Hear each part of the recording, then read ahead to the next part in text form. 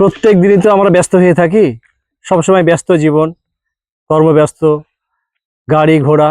তাই আজকে মিলিকে বললাম যে চলো আজকে একটা গভীর অরণ্য থেকে বেরিয়ে আসি। কারণ গভীর অরণ্যতে গেলে কি হয়, চারিদিকে বড় বড় গাছ গাছালি, দেখতেও ভালো লাগে, আবার মনটাও বেশ শান্ত হয়ে যায়। কোনো শব্দ নয়, মানে চারিদিকে শুধু নিস্তব্ধতা। এই নিস্তব্ধতা ভেঙে শুধু আমরা তিনজন, জুবিন, মিলি আর আমি। ব্যাস, কি সুন্দর দেখা যাচ্ছে। চারিদিকে বড় বড় গাছ আর গাছ, জঙ্গল আর জঙ্গল। এবং এই এত সুন্দর মানে জঙ্গলের যে পরিবেশ, সেখানে কিন্তু আমাদেরকে খুবই মানে সতেজ করে তুলেছে।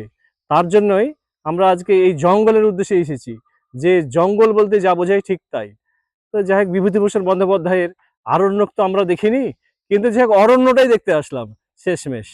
তো কেমন লাগছে অরণ্য দেখতে মিলি? খুব সুন্দর, গা ছমছম করছে, ভয় লাগছে হুম, কিন্তু ভালো তাই লাগছে। না? ভয় লাগছে, গা ছমছম করছে। হুম। জুবিন, তোমাকে ভালো লাগছে দেখতে? হ্যাঁ। ঠিক আছে। হুম। এবার তোমার কেমন লাগছে বলো? আমার তো দারুণ লাগছে। কারণটা হচ্ছে যে সেই ধরো সেই ছেলেবেলাতে আমরা তো জঙ্গল দেখতাম, সেই ছেলেবেলাতে জঙ্গল দেখতাম, জঙ্গলে খেলে খেলে বেড়াতাম। সেটা একটা দারুণ একটা অনুভূতি ছিল। কিন্তু এখন কি বলতো, এখন আর জঙ্গল নেই।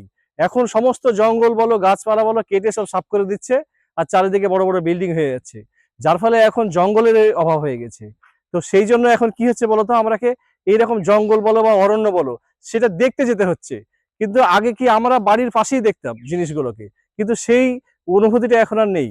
সেই অনুভূতিটা পেতে গেলে এরকম একটু দূরেই আসতে হবে, আর অনুভূতিটাই পেতে হবে।